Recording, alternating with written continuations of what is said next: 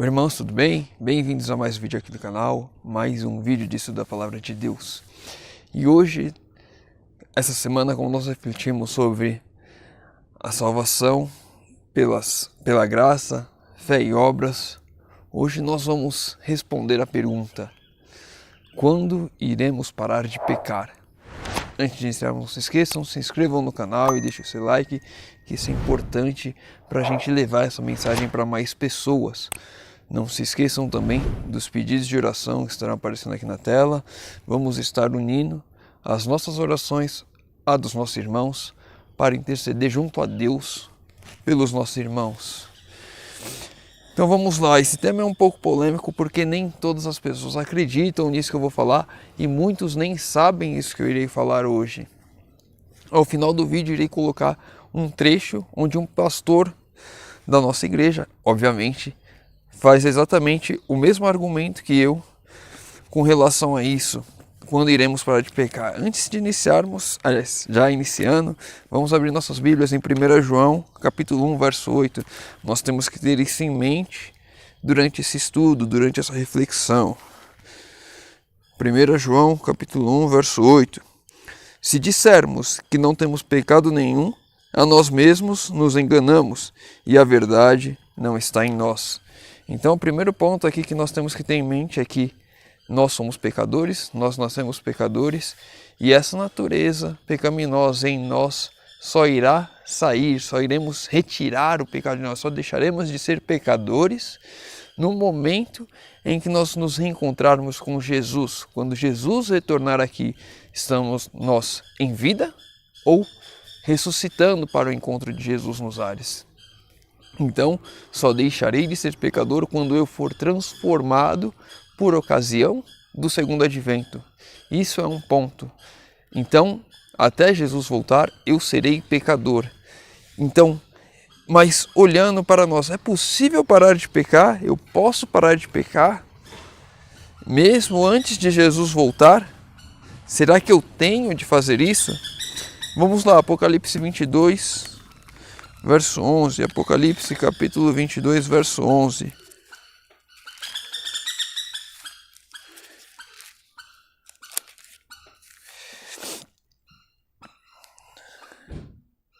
Continue injusto fazendo injustiça, continue imundo, ainda sendo imundo. O justo continue na prática da justiça e o santo continue a santificar-se.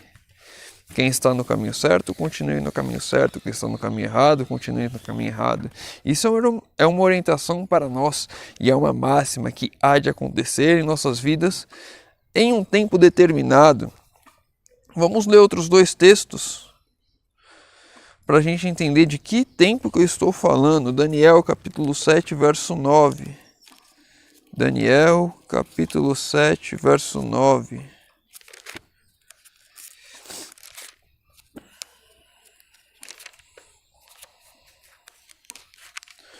Daniel 7, verso 9. Continuei olhando até que foram postos uns tronos, e o ancião de dias se assentou, e suas vestes eram brancas como a de neve, e os cabelos da cabeça como a pura lã. Seu trono era como rodas, como chamas de fogo, e as rodas eram como fogo ardente. Então foram postos os tronos, o ancião se assentou. Se nós formos ver aqui, em Daniel 8 explica, sobre as 2.300 tardes e manhãs e o santuário será purificado, o início do juízo, o juízo investigativo. Então, essa passagem que os tronos estão sendo postos e o ancião se senta é o início do juízo investigativo, o início do juízo para nós que estamos vivos. Daniel 12, Daniel capítulo 12, nós vamos ler o verso 1.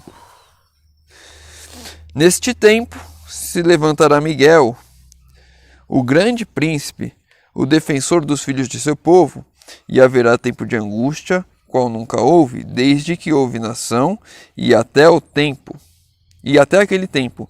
Mas naquele tempo será salvo o teu povo, todo aquele que for achado inscrito no livro. Então, nesse momento aqui nós vemos Miguel, Jesus, se levantando, ou seja, acabou o julgamento. nós temos então duas cenas aqui. Uma cena, o início do julgamento. Outra cena, o fim do julgamento. Ao fim do julgamento, nós vemos que haverá um tempo de angústia. Então a gente vai agora contextualizar isso que está acontecendo aqui.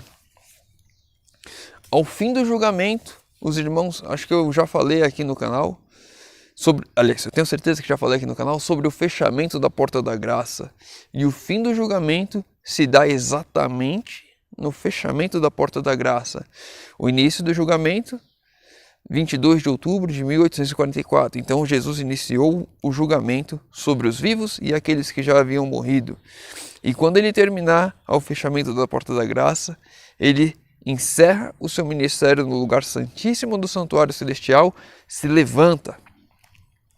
E nós temos alguns textos que eu também já li aqui em outros vídeos separados, mas eu vou trazer novamente para refletirmos sobre isso.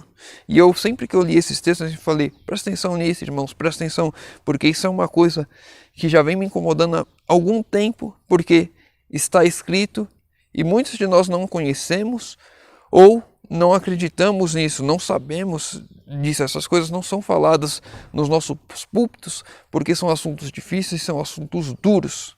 Mas nós temos que ter isso em mente, temos que estudar sobre isso, temos que buscar aplicar isso em nossas vidas. Vamos lá, Eventos Finais, capítulo 18.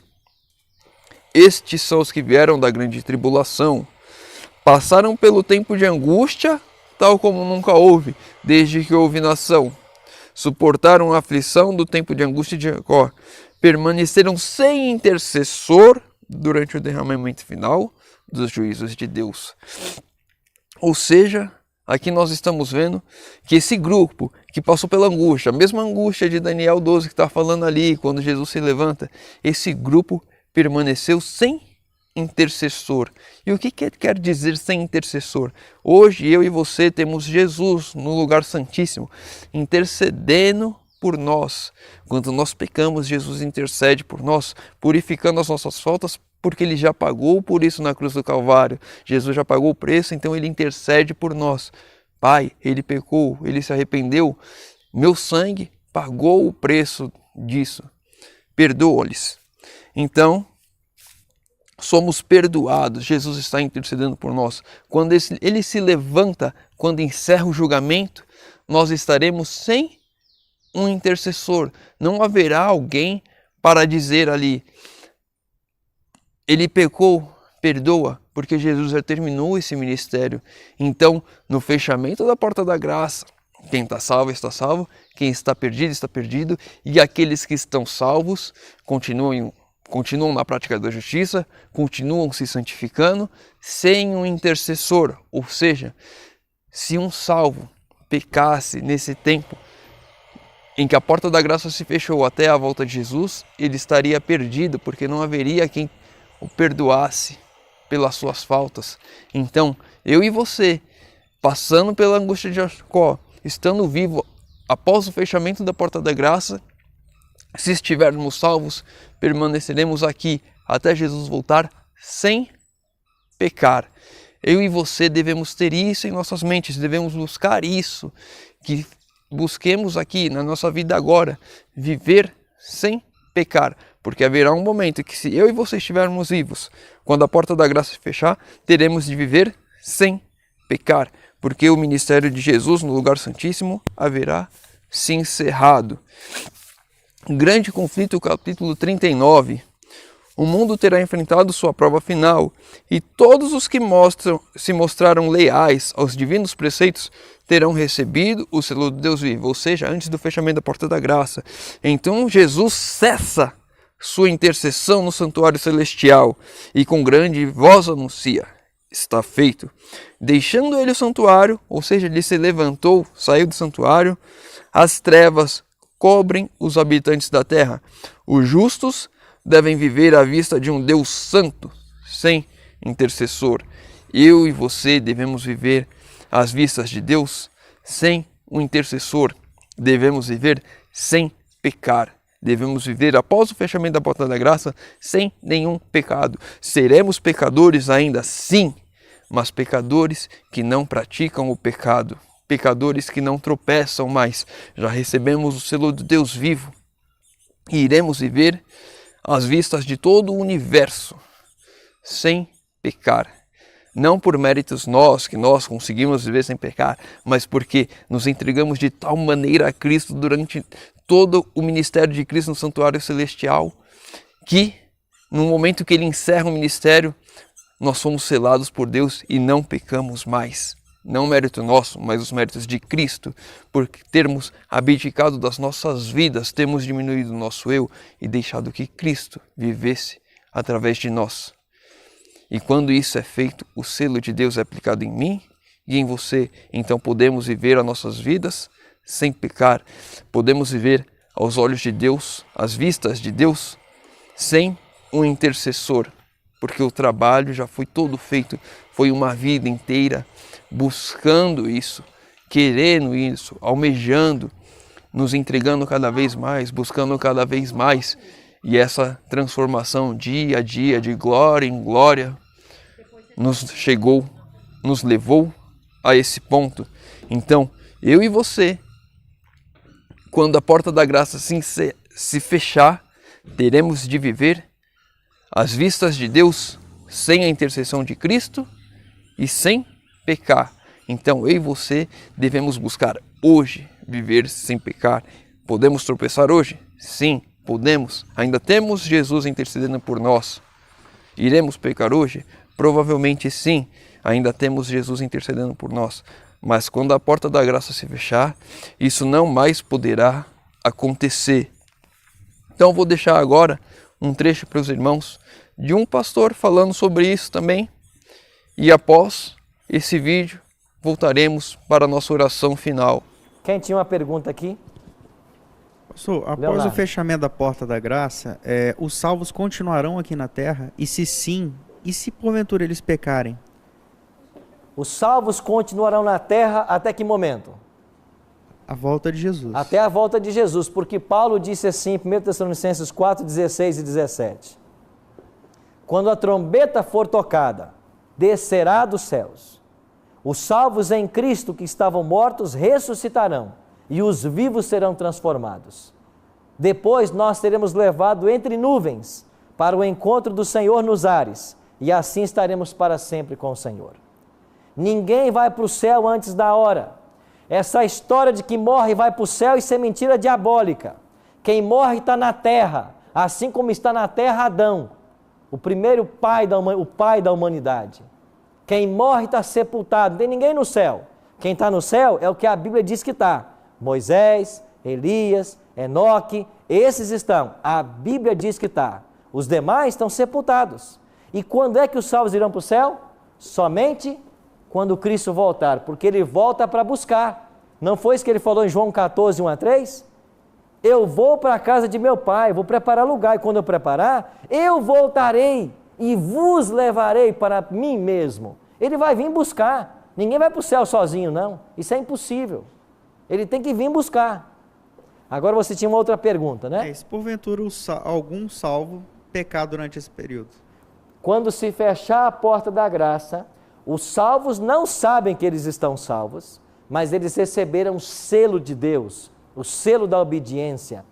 E durante esse tempo de provação, do fechamento da porta da graça até a volta de Cristo, eles viverão sem pecar. E aqui chegamos ao ponto-chave de uma questão. Se eles já estão salvos, por que a angústia de Jacó? Por que Deus está provando alguém que já está salvo? Era a sua pergunta? Por que Deus está provando alguém que já está salvo? Então, entender a angústia de Jacó é crucial, porque ela responde a essa pergunta. E por que é que Deus está provando pessoas que já estão seladas e salvas? Quando é que Jesus sai do santuário? É aqui que ele sai do santuário?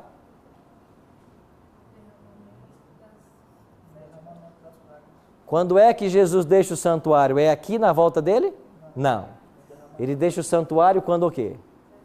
Quando se fecha a porta da graça, porque o primeiro evento que nós vamos testemunhar depois do fechamento da porta da graça, serão as 7 pragas. Se Jesus saiu do santuário nesse momento, quem é que pode interceder pelo pecador agora? Ninguém mais. Ele não está mais no santuário. Então, deste momento até a volta dele, e nós não sabemos quanto tempo levarão esses eventos, os salvos selados viverão um período de tempo na face da terra sem pecar. Eles não têm intercessor no santuário para perdoá-los caso pecassem, mas eles não irão pecar. E esses salvos, nesse período, o Apocalipse 14 e o Apocalipse 7, os chama de 144 mil. Quem são os 144 mil? Todos os salvos vivos quando se fecha a porta da graça. E eles passarão pelo período da angústia de Jacó sem pecar. Eles não foram glorificados ainda, porque a glorificação do corpo, ela só acontece na segunda vinda. Mas eles viverão um período de tempo sem pecar. E por que eles passarão por isso e viverão um tempo sem pecar? Porque por toda a eternidade, os 144 mil serão a comitiva especial de Cristo. O Apocalipse declara de que aonde quer que Jesus for, os 144 mil estarão com ele. E por que estarão com ele?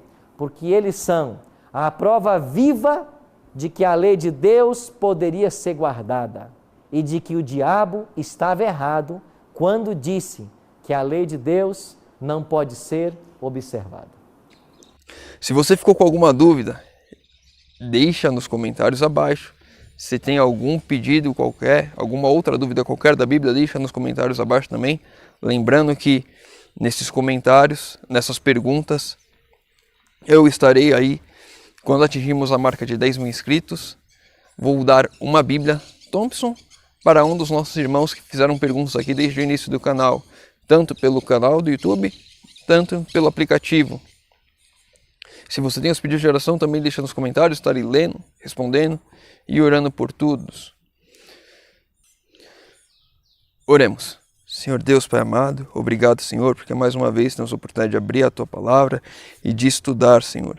Pai querido, te pedimos, Senhor, que o Senhor esteja nos conduzindo, que o Senhor venha a entregar o Teu Santo Espírito a nós, Senhor, que possamos, Senhor, de glória em glória, através do poder do Teu Santo Espírito, através de Cristo vivendo em nós, Senhor, estarmos cada vez mais passo a passo próximo a essa realização em nossas vidas, que possamos, Senhor, em breve vivermos aqui sendo pecadores, sim, mas sem pecar. Que o Senhor nos ajude nesse processo de santificação, que o Senhor nos ajude nesse processo para que possamos viver aos Teus olhos, às Tuas vistas, sem pecar, sem o intercessor, Senhor. Te pedimos isso em nome de Jesus. Amém. Meu irmão, fica com Deus e que Deus te abençoe.